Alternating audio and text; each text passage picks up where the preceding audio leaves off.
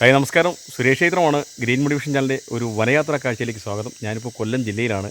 അരിപ്പ, തിരുവനന്തപുരവും കൊല്ലവും ബോർഡർ പങ്കിടുന്നൊരു സ്ഥലമാണ് അരിപ്പ വനമേഖല. ഞാനിപ്പോൾ കേരള ഫോറസ്റ്റ് ഡിപ്പാർട്ട്മെൻറ്റിൻ്റെ കുളത്തൂപ്പുഴ റേഞ്ചിലെ തിരുവനന്തപുരം ഡിവിഷനിലെ അരിപ്പ ശാസ്താനടയിലേക്ക് പോകുന്ന വഴിയിലാണ് നിൽക്കുന്നത്. ഈ നട എന്ന് പറയുന്നത് ഡേഞ്ചർ സ്പോട്ടാണ്. ഞാൻ നിൽക്കുന്ന ആനകൾ ഏത് നിമിഷവും എപ്പോഴും വന്ന് നേരം മുന്നിൽ നിന്നും വരാം, ബാക്കിൽ നിന്നും വരാം. അപ്പോൾ ഞാൻ ഒറ്റയ്ക്കാണ്, സോളോ ട്രാവൽ, ഒരു മനുഷ്യരും ഇല്ല. ഞാൻ നിങ്ങളെ ഈ യാത്രാ കാഴ്ചകൾ കാണിക്കാൻ വരുന്ന കൂട്ടത്തിൽ ഒരുപാട് പ്രാവശ്യം ഇത് കാണിച്ചിട്ടുണ്ടെങ്കിൽ ഇത്രയും വളരെ സൈലൻ്റായിട്ട് ഇപ്പം വളരെ ഭീകരമായ അന്തരീക്ഷം, മഴക്കോളുണ്ട്, എല്ലാം ഉണ്ട്. അപ്പോൾ നമ്മൾ ഈ കുളത്തൂപ്പുഴ റേഞ്ചിലെ തിരുവനന്തപുരം ഡിവിഷനിലെ മെരിസ്റ്റിക്ക സോപ്പ് അറ്റ് ശാസ്താനട, അപ്പോൾ ഉണ്ടപ്പയൻ, പൂമരുത് എന്ന് പറയുന്ന അപൂർവ വൃക്ഷങ്ങളുണ്ട്. ആ മെരിസ്റ്റിക്കയുടെ കാഴ്ച തന്നെ ഒരു മനോഹരമായ കാഴ്ചയാണ്. കാരണം വേരുകൾ ഇങ്ങനെ ഭൂമിയിലേക്ക് ആഴ്ന്നിറങ്ങി ശ്വസന വ്യവസ്ഥയൊക്കെ വ്യത്യാസമുള്ള വൃക്ഷങ്ങളാണ്. അപ്പോൾ ആ കാണുന്ന കാഴ്ച വളരെ മനോഹരമാണ്. ഏതായാലും ഗ്രീൻ മോട്ടിവേഷൻ ചാനൽ യാത്രാ കാഴ്ചയിൽ നിങ്ങൾക്ക് ഈ മനോഹരമായ വനപ്രദേശത്തിന് അല്ലെങ്കിൽ നിബിഡ വനമേഖലയുടെ വളരെ സൈലൻ്റ് ആയിട്ടുള്ള സ്ഥലമാണ്, പക്ഷേ ഭീകരമാണ്. എന്ത് സംഭവിക്കാം? നമ്മൾ ഈ വനങ്ങളിലേക്ക് വെറുതെ യാത്ര ചെയ്താൽ പോരാ. വനങ്ങളിൽ ഒരുപാട് ജൈവ വൈവിധ്യങ്ങളുടെ കാഴ്ചകളുണ്ട്. അപൂർവമായ സസ്യജാലങ്ങൾ, ജന്തുജാലങ്ങളൊക്കെ ഉണ്ട്. വലിയ മൃഗങ്ങളെ മാത്രം കാണാൻ വനത്തിലേക്ക് പോകാതിരിക്കുക.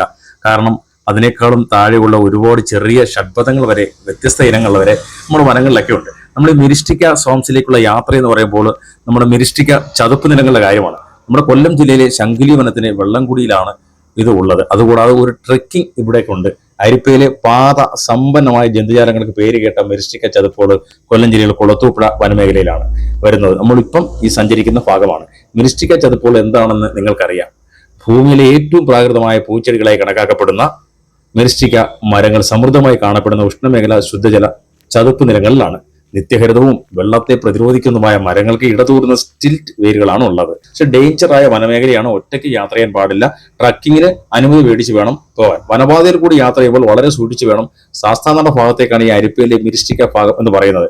അതുപോലെ തന്നെ അതിരാവിലെ പക്ഷിജീവിതം കാണാൻ ഏറ്റവും അനുയോജ്യമായ സ്ഥലം തന്നെയാണ് അരിപ്പ, അമ്മച്ചിയമ്പലം എന്ന് പറയുന്ന ഭാഗങ്ങളൊക്കെ.